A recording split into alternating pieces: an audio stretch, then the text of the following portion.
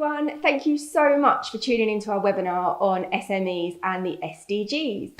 I'm really excited to be part of the It's Time Festival and to share with you some thoughts on how you and your business can work together to help save the planet. So to introduce myself, I'm Sam Mason. I'm the founder of MBM Balance. So we're a creative accountancy practice based in Kent.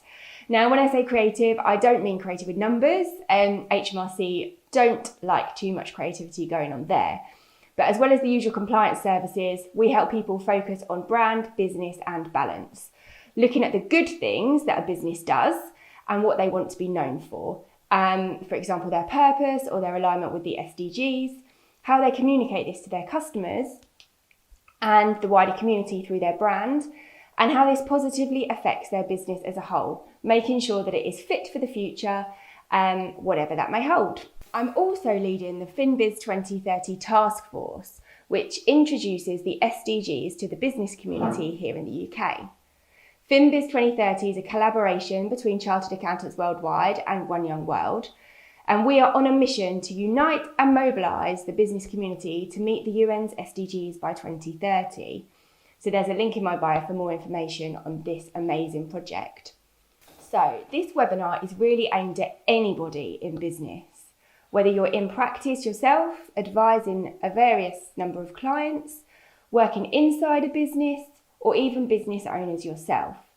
The reason you guys are so important is that together, the small biz scene is actually not small at all.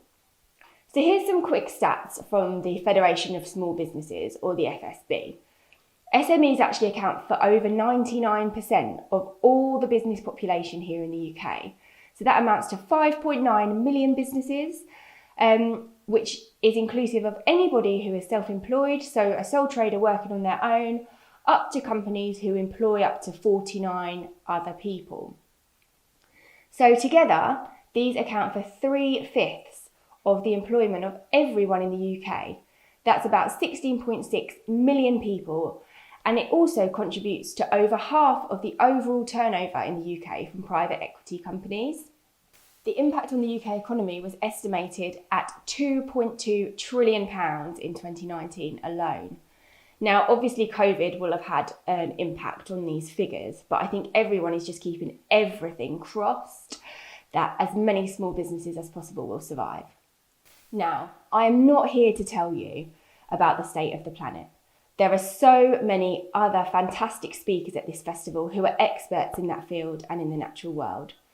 What I do know is that climate change is real. We are running out of time. We have to act.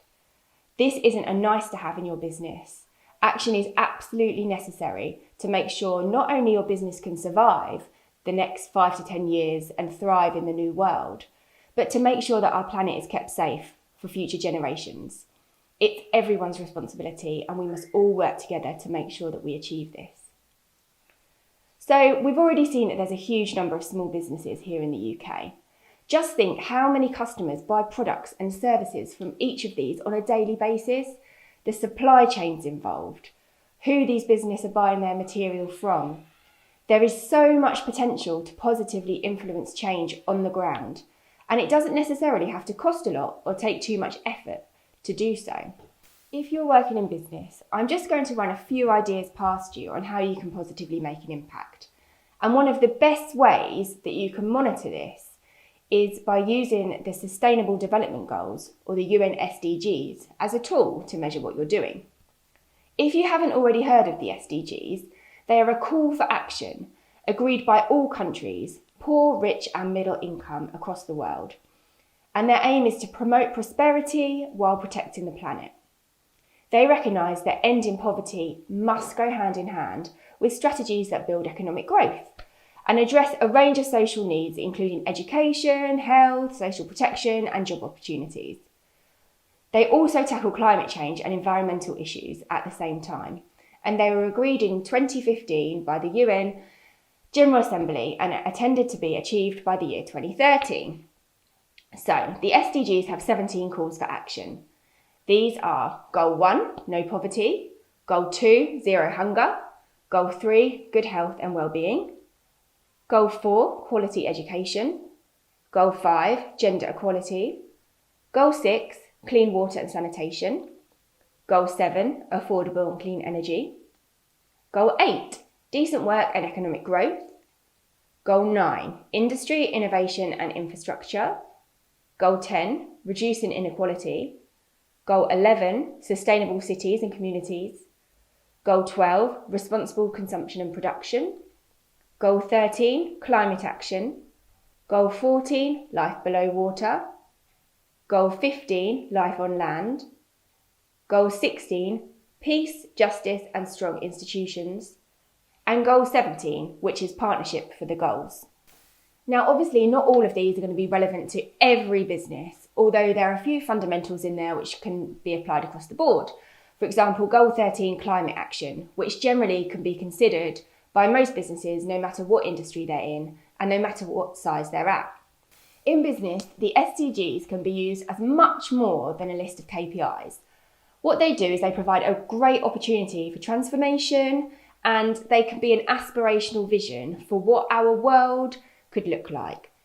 If COVID has taught us anything, it's that businesses are able to react to change so much quicker than they have done historically, which is a good thing. It means that they're thinking about what they need to do to survive the new world.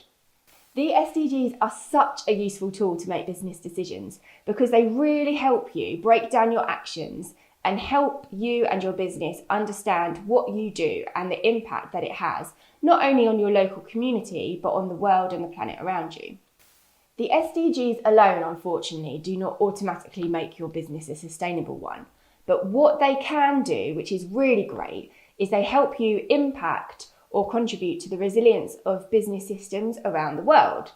And this is true no matter what size your business is. So take, for example, the electrician who decides one day to purchase an electric van instead of his diesel one. Take that across the board to every electrician in the UK, that's a big impact.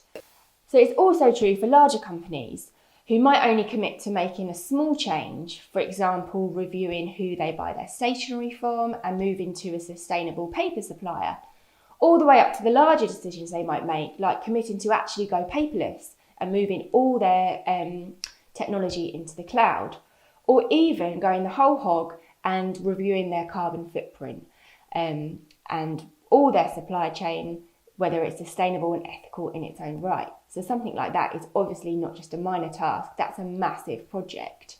But it just goes to show how diverse considering the SDGs can be. The SDGs that are relevant to your business are also going to vary differently depending on what your business actually does and what its purpose is. So, for example, a self-employed hairdresser may not be able to adapt the same goals as a hairdressing chain with franchises across the UK, even though they're in the same industry and doing the same thing. But what they can both do is ensure all the SDGs are considered and relevant to the impact that they have on a daily basis. The truth is, the impacts and consequences of all actions are real, regardless of whether they're in your business plan or not.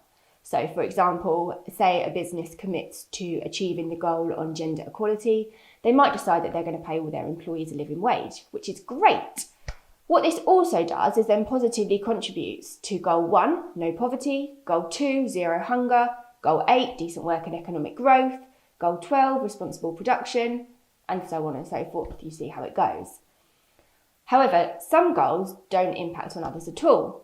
For example, a commitment to use single-use plastics will help you achieve Business Goals 12, responsible consumption and production, and Goal 13, climate change, but it may not have as greater impact on other goals as other ones would.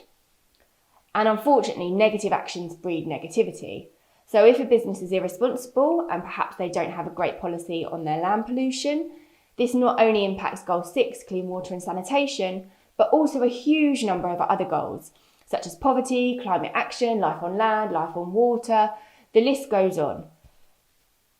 Ultimately, the commitment to use responsible suppliers who have equally considered the impact of their own business on the SDGs should in effect positively impact each and every sustainable development goal in its own right. So as you can see, there's a huge potential for a small business to make an impact. And collectively, that impact is huge. And one of the biggest steps a small business can take is recognising that climate change is one of the biggest problems facing our planet. Just by tuning into the It's Time series shows you've got an interest. And an interest is the best way to start. Keep going, keep pushing boundaries, challenge your employers, switch supplier relationships if they're not able to commit to your sustainability requirements. Taking action now is the single best thing that you can do today to try and ensure your business model is still relevant in 5 to 10 years' time. And above anything, please, please, please shout about what you do. If you're doing something positive, your customers will value it. They will stay with you. There's a saying that says people value purpose over profit. If your customers love what you do, they'll stay with you. Think about it. That's all from me.